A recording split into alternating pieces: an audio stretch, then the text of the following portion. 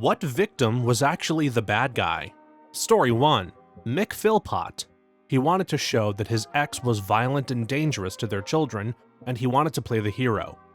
He devised a plan to set a light to his family home and he would rescue the children. Unfortunately, the fire took hold faster than he anticipated and all 6 of his children died. He then played the victim on TV shows and news until they discovered that he set the fire.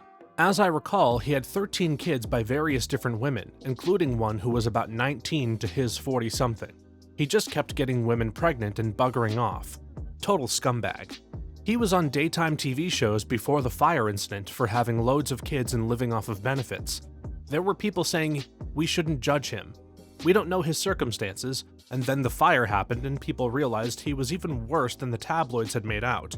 Trashy magazines before that. He'd have this whole shtick that it was all one big happy family. If I recall correctly, he, his wife, and their kids, plus older kids from an earlier relationship lived in the house, and his girlfriend and their kids were in a caravan outside. There'd always be a big photo of him, both women and all of the kids together. The Tool was making jokes about it to the responders on the scene. I remember watching Newsnight about him while his eldest son, who was the only one to survive the initial fire, was dying in the hospital. He was standing around in the waiting room complaining about the lack of food at the hospital. Even during the fire, he more or less stood back while his neighbors were trying to get the kids out of the house, and when people started leaving trinkets outside the wreckage of the house, he wanted to know how much he could sell them all for. Truly one of the most vile, low-life pieces of vermin to ever grace British national news. Something similar happened over here in Germany recently. A widely beloved youth trainer from a big soccer football team died tragically in a car accident. The media and press and whatnot all went on about how much he was loved, blah blah. A week or two later, it was revealed that on that very same day where he crashed his vehicle, his house had been raided by the police and he was guilty of owning CP, and his accident was actually a suicide. Story 2. Karen Matthews faked her daughter's kidnapping not long after Madeleine McCann went missing so that she could get money. She hid her inside a bed at a friend's house and planned to collect the reward money. People actually felt sorry for her, thinking her daughter was missing, and it was a huge police investigation. Ended up in jail for kidnapping, perverting the course of justice, and false imprisonment. I remember that so vividly and them carrying the girl out of the house. Weird that everyone was so supportive of her, and now a few years later that Jay Slater's boy disappeared, and everyone was making fun of him and the family because he was a bit of a chav. His mom was on TV begging for money to send family out to help with the search, and people were just convinced it was a scam for a holiday. Everyone tried to backtrack the abuse after they found his body. Story 3.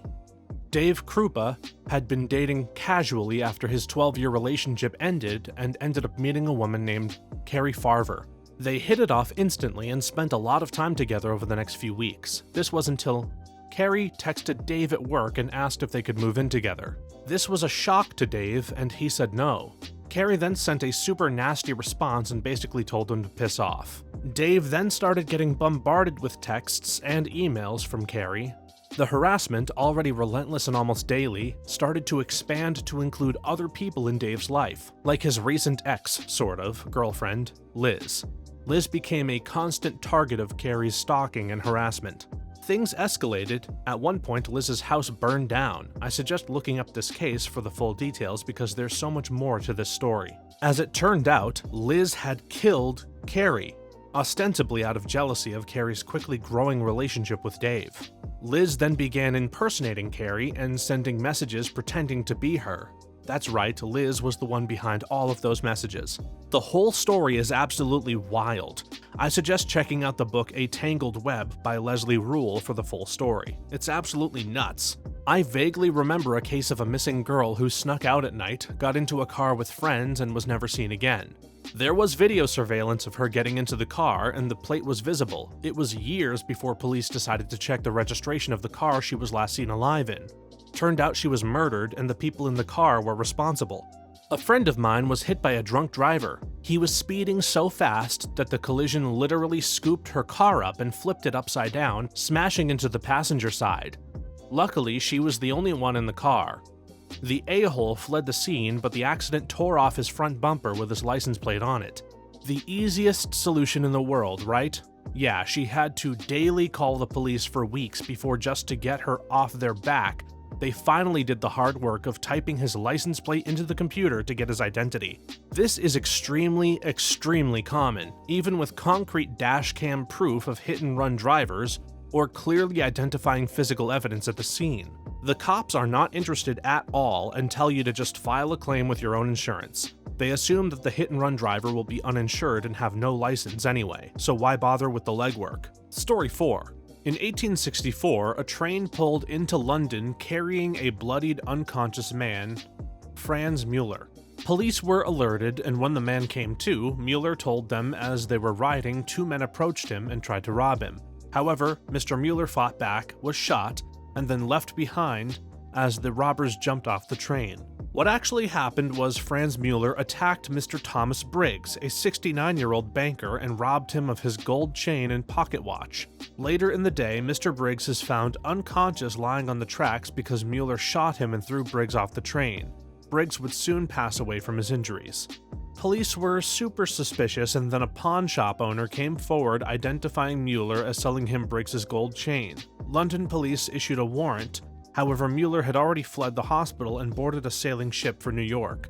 Scotland Yard inspectors took a steamship to New York, beating Mueller by weeks. They and an entire crowd of people were waiting at the docks when Mueller arrived. And that's the story of the first murder on a train. There's a cool book about it, Mr. Briggs's Hat. With all the murder mysteries out there, you'd think people were getting murdered left and right on trains. To be fair, trains presented very lucrative criminal opportunities as well as thorny legal problems. Trains often traveled through sparsely populated areas, meaning that criminals who could rob trains while far away from law enforcement officers could usually escape long before help could arrive. Banks or other businesses had competitive advantage in transporting large sums of money, gold bullion, or other variables more quickly via trains, which naturally tempted criminals. Regarding murder, specifically, similar opportunities arise. The body of a murder victim dropped off a train might not be recovered for days, if ever, depending on where it landed and how soon the next train would pass that point. Not to mention whether anyone happened to see the body and how quickly the scavengers consumed the remains. Most importantly, who had legal jurisdiction over investigations of crimes committed on a train? Did it matter where the crime happened, i.e. while in a particular county during transit? Should the trains themselves become temporarily autonomous when in transit, with laws enforced by officers empowered to do so solely while the train was moving? It took years and quite a lot of legal wrangling to reach any kind of compromise. Story 5. I don't remember her name. I think it was Sherry Papini, but there was a YouTube video I watched of a girl who faked her own kidnapping and was trying to play the victim. While all the resources were going to find Sherry, there was a woman who was actually kidnapped. She ended up serving jail time. This might get confusing, but here's what we know. Sean Hibden is the new boyfriend, and Brittany is his deceased wife. They have 2 kids together. It turns out Keith Papini's sister was Brittany's therapist. It's also been noted that Sherry's psychiatrist also worked with the Hibdens, which is interesting because he was located in Chico, 90 miles south of where Sherry lived, and 20 miles east of where the Hibdens live, so it's not like they were neighbors. This psychiatrist also wrote a lengthy letter to the court defending Sherry, saying she has empathy, is good to her children, etc. It's been found that she was forcing her children to inhale rubbing alcohol fumes to elicit symptoms of illness, and her son doesn't speak to her. So, he's kind of odd. Allegedly, these 2 set up Sherry and Sean and were with Sean when Brittany died. Brittany's COD was listed as COVID, and at first, I was kind of assuming the family was denying it. Because, well, this area is full of very conservative, MAGA science denier folks. But it does seem Sean denied a full autopsy for Brittany and that she had texted friends and family. She told Sean she wanted a divorce Thursday and was dead by Monday. Brittany's family claims when she died, she had symptoms of hypoglycemia, and that her only COVID test was given post-mortem. She died within 72 hours of symptom onset. Sean launched a GoFundMe that netted about $450K and eventually bought Sherry a $750K home. Had a friend in high school try this. She lived maybe a half mile from the school and would walk, but one day she took the bus and went downtown to the seashore village of shops along the bay, and slept there for a night, then called her mom from a payphone. claimed that she had been kidnapped and managed to escape from their van or something. Cops questioned her, and it eventually came out what she did after her story kept changing. Story 6. Corey Harris. He's the guy who went viral earlier this year for showing up at a Zoom court hearing while driving while on a suspended license. He spent 2 days in jail, then it was reported that Harris should have had his license reinstated 2 years prior. Harris's attorney sets up interviews with local TV stations, stating his innocence. Good Morning America does a piece on Harris and lectures the viewer to not judge a book by its cover. Harris goes back to court, the judge does his homework and discovers Harris has never had a license in Michigan or any other state, yet has been to the Secretary of State's office multiple times to renew his ID. The opportunity was there for him to get a license, but he chose not to. He goes viral again because he lied and embarrassed so many people along the way. Story 7. Brittany Norwood, a former soccer star who worked at a Lululemon athletic clothing store in an upscale, wealthy neighborhood. She had worked the night shift with her manager, and both were the victims of a brutal robbery/murder. A coworker arrived at the Lululemon store the next morning, discovered the scene, and contacted the police. The manager, Jana Murray, was brutally murdered and stabbed over 60+ times. Norwood suffered minimal injuries, her pants ripped, and she was tied up. Norwood claimed an African-American man first killed Murray, then approached Norwood, ripped her pants apart, and arred her. The police initially believed Norwood's story and sent her home. During the investigation, the police came across text messages from the manager Jana discovering that Norwood had been stealing merchandise and she was going to confront her about the theft and then fire her. The police soon made Norwood a suspect, especially after discovering Murray's car, with Norwood's blood inside, was parked 3 blocks away from the store. Norwood claimed the robber told her to move the car and then walk back to the store, or they would kill her. The police believed this was absurd. She would be allowed to leave, then return after being allowed to leave. She was arrested, charged with murder, convicted, and sentenced to life without parole. It was later revealed at her trial the entire murder was overheard by several people who did not intervene. An Apple Store employee overheard women fighting and assumed it was just drama. I remember this case, and what really struck me was the killer's family asking the judge for a possibility of parole, and him saying something like, "There will still be birthdays and Christmases for Brittany. Jana and her family won't get that." That really shook my young self, so senseless for no reason. I remember this vividly. I had actually applied to that store for a job only a few months prior. I ended up working for the bakery just a few doors down instead. I remember opening the bakery at around 5 a.m. the next morning and being told that 2 unidentified men in masks were roaming the streets and to be aware. If you know Bethesda at all, it's upscale, and 2 men in masks would stick out absurdly. The amount of blood that was in that back room was disturbing. Norwood used multiple tools from the store to beat her, including the wall pegs. She even used men's shoes to create footprint evidence of her story before tying herself up. The whole thing was a sad tragedy. Story 8. I just listened to a podcast about a girl named Mackenzie Sharilla. Basically, she, her boyfriend, and another friend were involved in a crash that killed the boyfriend and the friend. She was a diver and she survived. At first, it seemed like maybe there was some fault in the car or that she simply lost control of the vehicle, but as the investigation went on, they realized she planned the crash and ran into that wall on purpose. It was a crazy listen. Sword and Scale? I listened to that one today too. I vaguely remember the story when it happened, but listening to the podcast and Googling her after was horrible. What a piece of garbage human. Trying to just get her license revoked for 10 years before anything else happened, and her mom too. I bet her mom is just as manipulative and selfish as she is. I remember seeing this in the news. She planned to kill him. She was even seen on camera planning the route the day before. She was mad at him for something. The video shows that she sped up. The friend was unfortunately in the wrong place at the wrong time. She knew the driver's side airbag would save her. Story 9. Jussie Smollett. This frickin' weasel again. I just saw a headline where he's whining about spending $3 million to defend himself from something he didn't do. Dude, you did do it. And everyone knows you did it. Just go away. All that too over a 90-day jail sentence. That would be like 60 after good behavior. The dude would be out and done with this entire thing like what, 2 frickin' years ago? Just do the days and move on. It's 2 months of your life.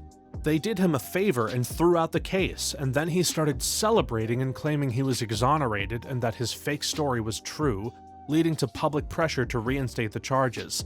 All he needed to do was show a sense of humility, maybe play the "I am seeking therapy" card, and he would have eventually gotten another chance.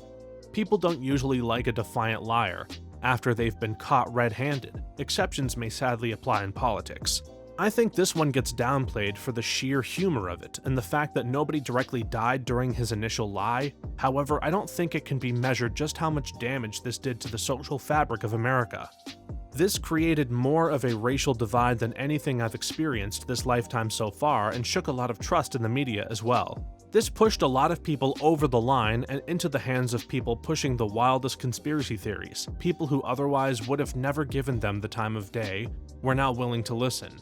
Of course, more than just Smollett is responsible for this, but he was a huge wedge. Story 10. Karla Leanne Homolka, the Barbie in The Barbie and Ken Killers. She was thought of as the victim of Paul Bernardo's abuse, being forced into participating in his Rs and murders. This included the one where Paul Rs and accidentally murdered her younger sister, Tammy Homolka. She went to the police to report Paul after a particularly bad beating from him that left her in the hospital. She was given a plea deal, and her lawyer covered up the tape recordings that showed her willingly participating in the Rs and murders. Once this information was let out, it was too late. The plea deal was made, Paul was arrested and is still in prison, and she got out and is now working around children in a school. I freaking hate that nasty bitch. She was abused by him, yeah, but it disgusts me that she willingly participated in the murders and Rs. Oh, and she married the brother of the lawyer who represented her. She's able to live a normal life, whereas the 3 teenagers she helped kill never got to start theirs. Since her release from prison, she's changed her name a few times. A common surname she uses is Teal. Paul Teal was Bernardo's AKA throughout their relationship. She has not moved on or been reformed. She still wants to maintain a connection to the man with whom she R'd and murdered teenage girls, including her own sister. To this day, Bernardo admits to the torture and horrible crimes he did to those poor girls, but he has always denied killing them. He was a serial abuser and had never escalated to murder until the drugs Karla stole from the animal hospital she worked at killed her sister. She's walking free despite hosting a Thanksgiving dinner with her family at her house, while a little girl's dead body is in the basement. It's despicable. Story 11. Susan Smith. She was all over the news begging for the return of her 2 boys who were toddlers, stating she had been carjacked. After several days, it was discovered that she had let her car roll into a lake with her babies strapped into their car seats. I'll never forget hearing it on the radio while driving home from work. My children were their age at the time, and I had to pull off the road because I couldn't see through the tears. Was she the one who said a big black man stole her car and kids? If so, I remember the investigator saying in an interview on Forensic Files that he asked if the man tried to assault her, and she laughed and said, "Oh no, nothing like that." And he commented that it was a weird and inappropriate reaction. I was living in Union, South Carolina where it happened. When it happened, she claimed that a black man carjacked her at an intersection and drove off with the kids in the car. Every black person in town with a car that had a similar color parked it off the street and started becoming scarce. Divers actually searched the lake but didn't find the car. When she confessed, everything became wild. The divers went back to the lake and searched further, finding the car. I remember seeing a black friend of mine when I was biking who flagged me down to talk about it, to the point that I, as a white guy, started getting a little antsy about being the victim of a race riot. The group was angry, justifiably so, as they were again blamed for the crime by the white people. The police artist sketch that was put out ended up looking just like Susan Smith's husband, except the lips were larger. When they pulled the car out of the lake, the story was that the dead kids in the backseat were holding each other. I'm not sure if that ended up being true. The lake ended up being a place where many visited, and a lot of people came out of town asking for directions on how to get there. I went there, and there were a lot of people just silently visiting. I felt really bad taking a camera shot. It seemed sacrilegious. Oprah and other talk show hosts came to town over the next few weeks. I received a call from my boss's boss's boss to ask what was going on. I remember talking to folks around Union about how the kids were in heaven, where they would be loved. This was the South after all. Everyone in town was affected by the tragedy. It's one of those memories that I will never forget, and reminds me to love my own kids more. Story 12. I used to install security cameras as a side job. I was asked to help out a lady going through a horrible divorce. Her soon-to-be ex-husband was sending her threatening text messages from burner phones. He was coming by all hours of the night and breaking windows and a few times attempting to set their house on fire. A friend of hers reached out to me and explained the situation and asked if I could help her in any way. I purchased cameras and an NVR and went over one night in February and installed the whole system, wires and all. I never felt scared during any of my installations, some of which were in really bad neighborhoods, but this psycho had me worried, so I did this job armed. After finishing up, I showed her how the system works and told her to call me if she ever needed anything else. A couple weeks later, I got a call from a fire investigator asking me for help in recovering the video. He told me that the guy had returned, broke out a first-floor window and threw in a Molotov cocktail, causing the first floor of the house to be engulfed in flames. The woman and her 2 daughters were trapped upstairs. The police showed it to the fire department, and they had to grab an extension ladder from a neighbor's house and rescue the family through a second-floor window. Only one of the girls was taken to the hospital for smoke inhalation. I walked the guy through the process of pulling up the video. Once he got to the right time on the camera facing the bathroom window, he said, "The video just goes blank." I told him that I set the video cameras to be super sensitive to movement, so the only way it can go blank is if the camera is removed or damaged in some way.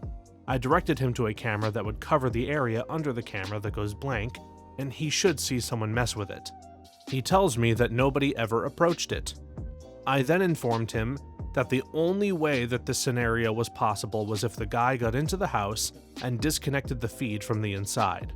We concluded our conversation since he would now need to pore through a lot of video in order to find this man going into the house. About a month passes by and I am driving to work. I heard the woman's name who I had been helping mentioned on the radio during a news segment. I start paying attention and soon find myself feeling weightless in my chair. It had not been her husband at all. She had been the one doing all of these things in order to get her husband arrested and sent to jail. She had bought burner phones to send herself text messages. She had been going out at night and breaking the windows. She had been taking the family out to dinner, excusing herself to go to the restroom, then driving home to break a window and try to set the house on fire before returning to the restaurant. She had been the one to disconnect the camera from inside the house the night that she almost killed her kids in an attempt to frame her husband. I thought I was protecting her from a psycho, but turns out I was helping the psycho. Don't feel bad, my ex-wife has been pulling similar but not as extreme stunts like that forever. I can't type pages right now, so I'll be unbearably brief. When I met her, 2006, knocked out a gorgeous Korean lady who looked a lot like Dr. Sandra Lee. Her story was her abusive monster husband used all her credit cards and destroyed her credit. He had locked her out of the house naked. He threatened to shoot her. He pinned her down on the ground and squeezed her neck so hard she couldn't breathe and almost died. She was lucky enough to get a new SSID number and a clean start on her credit because her credit was ruined via domestic abuse. Wouldn't you know it, she burns through credit and money like a flamethrower. Wouldn't you know it, she starts violent fights, even physical. And the moment you try to de-escalate or leave, she runs to another room and calls the police and says you attacked her. 2012, I was giving the kids a bath and she came up from behind me and grabbed the kids' toy bucket filled with water and slammed it on my head in rage. I stood up and grabbed a towel. She then ran out of the bathroom shouting he left the kids in the tub to drown so that he could chase me around the house. I was still standing next to the tub. 2017, about 1 week before I finally nuked her with a DV restraining order, she was shouting that I was going to molest our daughter, age 5, who always liked to sleep next to me on the weekends. I got her on the home security camera telling our little daughters how I was going to molest them after she locked herself in the room. When the police called back, they declined, but I left for my relatives and worked on my court case via my laptop. She was so violent to our little daughters that it was terrifying. Any attempt to stop her would run to a room and call the police. It's now 8 years later, she's remarried, and her new husband has already been arrested twice this year after her violent attacks. They come, they see a gorgeous little Korean lady and her tiny little damsel in distress voice, they arrest him. Almost happened to me many times, that they always had me come outside. She even pulled this crap on her own parents, nearly throwing punches at her mother. It is a serious mental illness issue. She just goes into an uncontrollable rage for 1 to 3 days.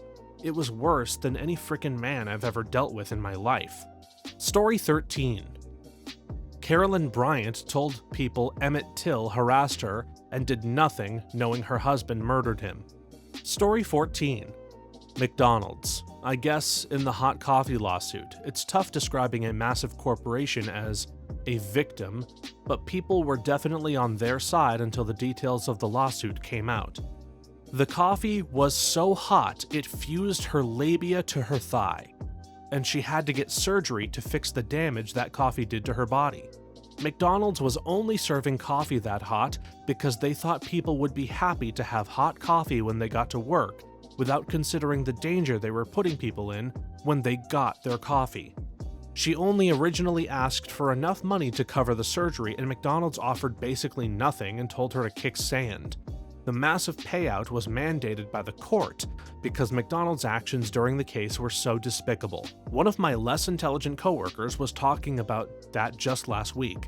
She was still under the impression that it was a BS lawsuit. I very pointedly explained that the coffee was being served at about 190 degrees Fahrenheit in McDonald's. Multiple other people had been badly injured because of that, but continued to do so because they screwed it. That poor old woman had her labia fused, her genitals were scalded. Of course, my less than intelligent coworker tried to argue with me until another coworker told her it's been pretty much common knowledge for a decade or so, but being that she's old as dirt, not the sharpest crayon in the box, and her neuroplasticity is like a piece of burnt toast, she is still convinced that she's right. Story 15. Ana Julia Quesada. She was dating a divorced man who had an 8-year-old son. One day the kid goes missing and the news starts interviewing the parents. She would always stand next to the dad crying and begging the kidnapper, if they were watching, to please give back the kid. I remember this very vividly watching the news. Turns out there was no kidnapping. She'd killed the kid the very first day of his disappearance and played her part around her boyfriend and the news.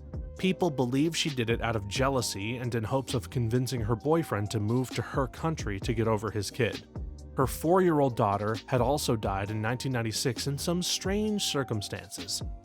Story 16. Recently, there was this dude in a town in Ontario who filed assault charges on his neighbor for spraying him with a water gun.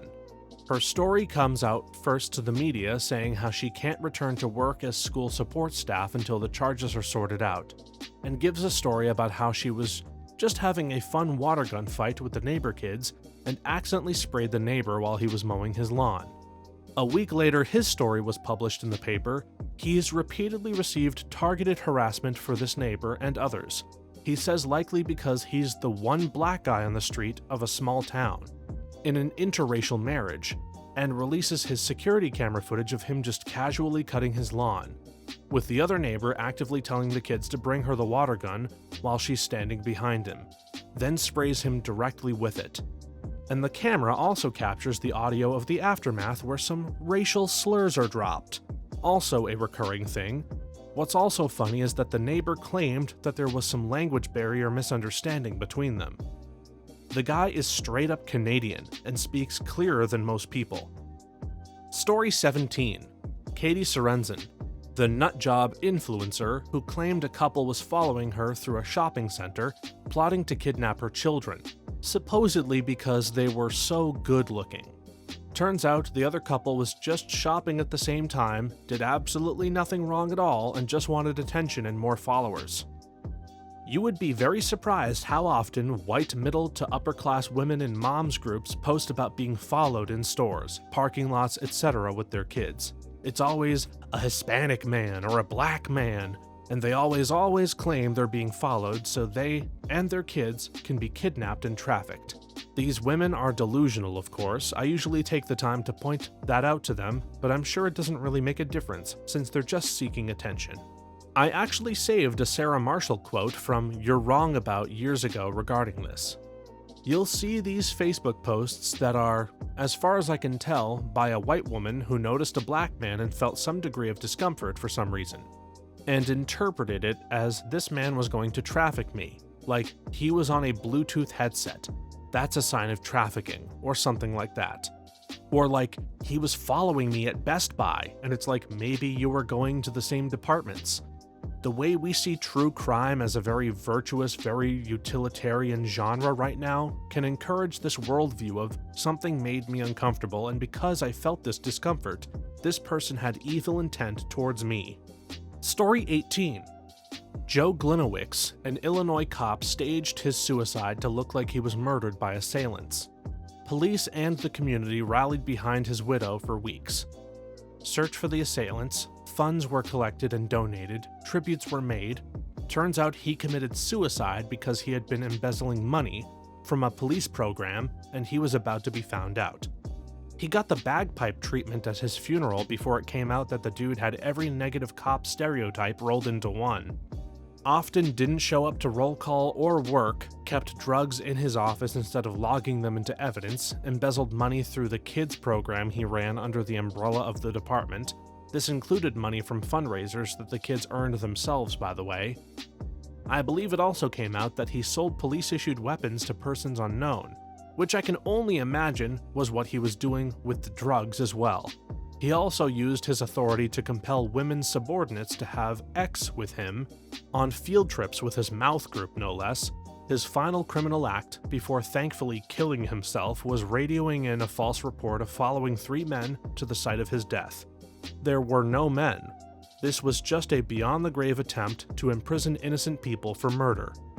He wasn't even really being investigated. The city had just gotten a new mayor or controller or whatever and wanted to see the annual budget for his program.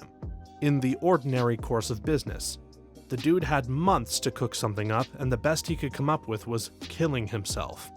He was a hero cop, you see. Story 19.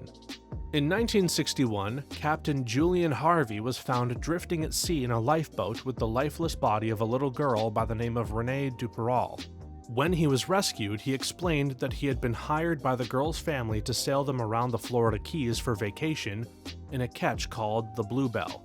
He went on to explain that the previous evening a strong wind caused the main mast to snap and pierce the hull, causing the ship to sink. Worst still, a fire broke out, separating him from the family and the only other crew member, his own wife. He got into the lifeboat hoping to swing behind and hopefully get through the cabin from behind, but the ship had sunk rapidly and the other person he was able to rescue was the already dead Renee. Truly a tragic story. That was until 3.5 days later, Terry Jo Duperall, the other daughter of the Duperall family, was found drifting at sea in a small cork dinghy. She was dehydrated, starving, sunburned like hell, but alive. When she was healthy enough to make a statement, the story she told was very different from Harvey's. She woke up to find her brother and her mother already dead, and when Captain Harvey saw her, shouted at her to go back to her cabin. She did so, cowering under the covers, and said that Harvey was standing at the door of her cabin. She thinks that maybe he was holding his brother's rifle, but she's not completely sure. He eventually left, and when the water started to fill her room, she went up on deck. Harvey got her help to undo the life raft. However, when the rope slipped through her fingers, he dove into the water after it, leaving her on the sinking vessel. She then remembered the cork dinghy and crawled into it. As you can see, her account is very different from Harvey's, and most notably, there never was a fire. Sadly, we'll likely never know the full story, as Harvey would take his own life hours after Terry Jo was found. Thanks for watching until the end. If you have a similar story to these that you would like to share with us, please leave it in the comments below. If you enjoyed this video, please leave us a like and subscribe. For more videos like this one right now, please stop by our channel. Thanks again, and see you next time.